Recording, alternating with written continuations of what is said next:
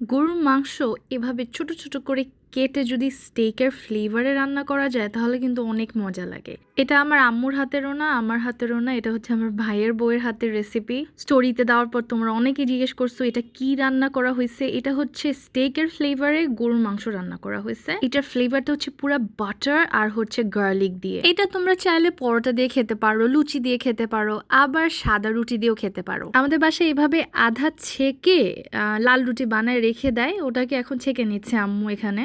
আরেকটা জিনিস, এই যে এই লাল প্যানটা দেখতেছো না, এটার মধ্যে রান্না করে যে কি শান্তি লাগে। বিফ বলো, চিকেন বলো, ফিশ বলো, ভালো মতন এটার মধ্যে হয়ে যায়। এই প্যানের গরমটা না একদম ইভেনলি স্প্রেড হয়। সার্ভ করার টাইমে এই হ্যান্ডেলটা খুলেও তোমরা সার্ভ করতে পারো। হ্যান্ডেলটা খুলে এটা টেবিলে নিয়ে যাওয়া হচ্ছে। আর দেখো এখন এই রুটিটা, এটা আমি ছেঁকতেছি। এইটার মধ্যেও কিন্তু আলাদা টেকনিক আছে, রুটিটা যেন ফুলকো হয়, মানে ফুলে যেন। এই টেকনিকটা আমি আমার নানুর কাছ থেকে শিখছি। এক এক পাশ থেকে একটু চাপ দিয়ে ধরে রাখতে হয়, বাট এটা যদি রুমাল দিয়ে করা যায় আরো সুন্দর হয়। আস্তে আস্তে ফুলতেছে দেখো। এটার টেকনিকটাই হচ্ছে এভাবে এক এক জায়গা থেকে চাপ দিতে হবে। দাঁড়াও দাঁড়াও, একটু সাইড করে দেখাই। এই যে সাইড করলাম, বেশ ভালো ফুলছিল। কিন্তু রুটিটা এমনিতেও ছিল গরম, আবার ছিল নরম, সাথে ছিল এই নরম বিফ স্টেকটা। কি যে মজা লেগেছে, আলহামদুলিল্লাহ, ইট ওয়াজ টু গুড।